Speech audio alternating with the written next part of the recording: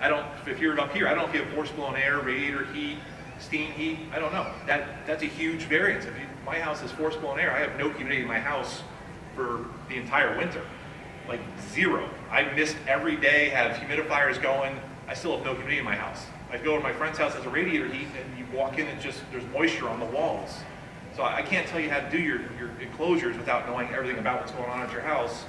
There's no way to know that without being there.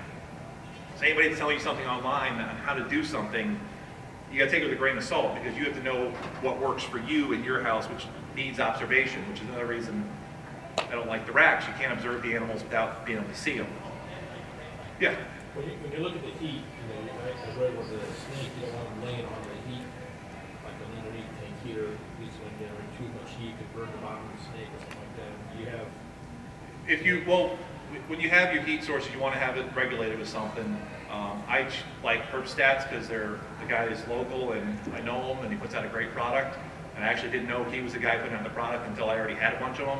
And I realized you could get them cheaper, which kind of sucked. But you definitely want to regulate them. And Herbstat's a great regulator. There's other thermostats out there that you can choose how to regulate your stuff. But those traditional ones that you can get from like PetSmart, those zoo bed ones, you know, they just put them in the tank. What's that? Under the tank. Under the tank heaters, there's really no regulation of those. They're just right. You got to add a regulator onto it. That's what I'm saying. There's and you can. They've switched the design of those. The original style, which is you might be reading about, there wasn't really a top end. There was a top end, but it was a very variable top end of the temperature. It could be 110, it could be 160. And just the way the wires went together, and sometimes it was bad, sometimes it was good. I still have some of those actually, that the paper's just charred in certain parts of it. I don't know why I still ever use them, but they do, they're out there. Nowadays they've regulated a little bit more, so the top end is really going to be in the 100 to 110. Since we're touching on that, we're on heat anyway. Another thing with heat bulbs is, there's a style of, for the monitor world, the guy, Frank Reedus, came up with this design where he built these just layers of areas for these animals to hide in. I do the same thing in my house. He went and built it with wood. I just get some cardboard boxes and tape them together. As long as they're all the same width, you can tape them together, and the snake can choose which box to go into, which also changes temperatures. So if you have a heat light that puts off a 40-watt bulb is somewhere around 140 degrees, up to 100-watt bulbs, you can get over 210 degrees at the bulb source. So the further you get from that, obviously the heat goes down. So if you give the option of the snake to choose where it wants to be, it can choose what it needs. So if you can just do stackable, it goes against selling you all the stuff they have in there, but I just use cardboard boxes. You can get branches. I did some great cages when I was using fish tanks, the 55-gallon aquarium for a corn snake with a 100-watt bulb on one end. One end was 70, the other end was 120. I never saw the snake underneath the hottest part of the bulb, except when she was gravid, she got pretty much underneath it, and she got bit by a mouse one day back when I would still feed live, and healing from that, she was underneath it pretty frequently. Sorry, I got to shut off my ringer here. I've gone out and found snakes in the wild that have been injured. If you go out to Okeechobee and look for king snakes down there, they till all the cane fields and the snakes get chopped up. The ones that don't get killed, you'll frequently find them underneath tin at 120, 130, 140 degrees, which we all know because we've read books, that kills snakes. Except for these that are sitting there because they're injured. That's how snakes heal. So they need heat to heal. If you have a snake that URI infections, sometimes the snake just needs to be a little bit warmer. They can fight off the very beginnings. Once a upper respiratory infection, once that sets in, you're not going to be able to defeat that with heat. That's actually very detrimental to the snakes. Once it's really set in and you notice it, they have to go to the vet. But before you will ever notice it, if the snake has the opportunity to get that extra couple degrees warmer, they can fight it off themselves. They know what they need to do. Snakes aren't stupid. They know if they have bites, they go in the water. So having higher gradients of heat available is great, but racks don't allow that. Undertake Heat doesn't really allow that. Radiant heat panels do allow it because they're putting out quite a bit of heat if you put your thermostat a few inches below them. And if you don't, radiant heat panels are basically like a heat pad, but they go to the top and there's a different source of heat. I prefer that the top-down heating, and then you can add UV light if you want in a fluorescent bulb. So if you allow them the higher heat opportunities, you can save yourself some vet bills a lot of times. And again, I'm giving you options here because I'm not telling you how to do something. I'm telling you your options on what you can choose based on your situation and your animal.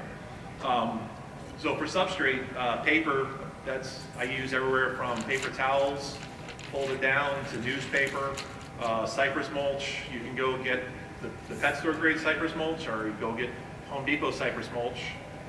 I will tell you, Home Depot has some interesting finds in their mulch sometimes, so you don't know what you're going to get. I've got everything from coyote poop to packages of cigarettes in the cypress mulch from Home Depot. Processed coconut is a pet grade thing where they get the bricks, or different styles of shredded coconut as well. Those are good for humidity. Aspen's good for low humidity. Sand and gravel I threw up there because people do it. South American herb keepers are really happy to keep things on gravel. I don't think it's a great idea myself. I know there's also Reptile Land, St. Cloud, and down in Florida. He does gravel for all his venomous exhibits, but he doesn't have any, he has grading underneath all his exhibits. So he comes in with a hose and just hoses everything straight down because it's not a good idea to be jumping in the King Cobra's enclosure every day to clean it up. You just get a hose and hose it down from outside from a safe distance and you're all right. That's great if you have that setup, but we're not going to have that kind of setup in our homes. And sand has all sorts of issues. Things like sand boas are called sand boas. They don't need sand. It's a name, it's not what they need. They actually don't even live in sand. They live in rock outcrops and in sandy loam soil where it's a mixture of sand and leaves. And that's, if you ever look at their coloration, it makes sense. It doesn't look like sand. So you have options. You have to choose what you're going to use based on the species you're getting. And then your food, I'm a big supporter of the idea of variety. The idea that a mouse or a rat is the only thing your snake ever needs to eat, to me is just silly. For one, rodents bred for commercial use are fed a high-fat diet to get them fat enough, because what triggers the ability to reproduce in all species is the level of fat in the body. If you get to a certain fat content, then you're able to reproduce, and that's the goal. You get the rodents up to size, big enough to produce the babies and spit them out. So all of them are higher fat. And they're also limited to their nutritional source by what they're feeding on, which is a commercial grade diet as well. So you've got this limited area of nutrition, and yes, the animals can do fine for the whole length of their life on that, but you also have chicks available, you have quails available, you have mice and rats available. Why not go out and get those items to offer variety? There's definitely, even if you get fertilized eggs have different nutrition at different stages of incubation. So you can offer an egg, a 10-day-old egg and a 45-day-old egg, and you're offering different nutrients in there because they're actually metabolizing and changing as they go. All of that's going to make a healthier snake, and that should be our goal, to have a healthier, happier, more active animal.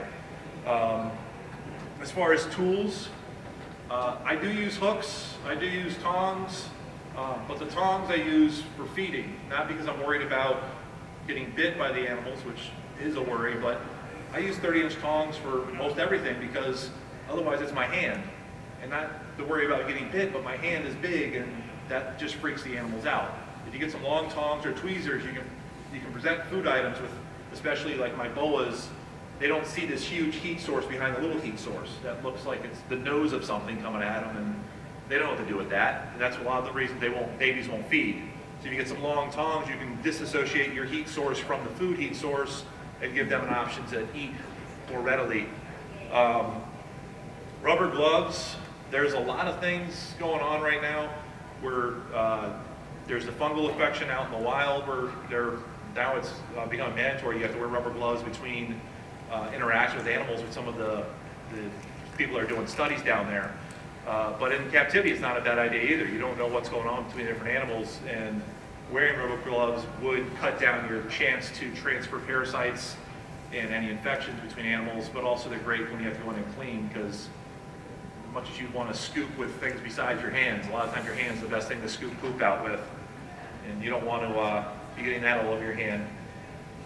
Cleaning supplies, there's a bunch of options, but you want to make sure what you're going to use is non-toxic.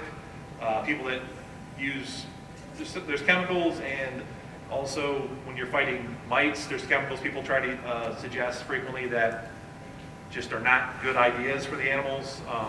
I did not touch on mites in this, but just real quick, no pest strips are outlawed in England or in all of the whole European Union because they are a known carcinogen. So no matter how many times someone tells you to use no pest strips, you're going to kill yourself and your animal if you use them the wrong way. They're just, you can actually look up research on it. They're a huge carcinogen. They're just nasty. I see people recommending it. Realize that we've come a long, long way. Sevin dust was an option for fighting mites back in the day. People realized Sevin dust causes damage to the snakes. No pest strips were back in the day. We've now got Prevenamite, which has been around a long time. People try to use Nix as well. Prevenamite has been tested on animals. Other products have not. So if you do get mites, I far recommend going with Prevenamite. Again, it's something that supports the hobby, but also it's a product that was actually tested to be used on animals. Just one of those things that it seems like a no-brainer until it comes down to it. Prevenamite costs 20 bucks a can, and a Nix can costs 5 bucks. So let's save $15 and see what happens. It's not the greatest thing for the animals. Other considerations for this is when you get an animal lifespan, we got kids here. If you want a snake, who's going to take care of it in 10 years? I love snakes. I say everybody get a snake.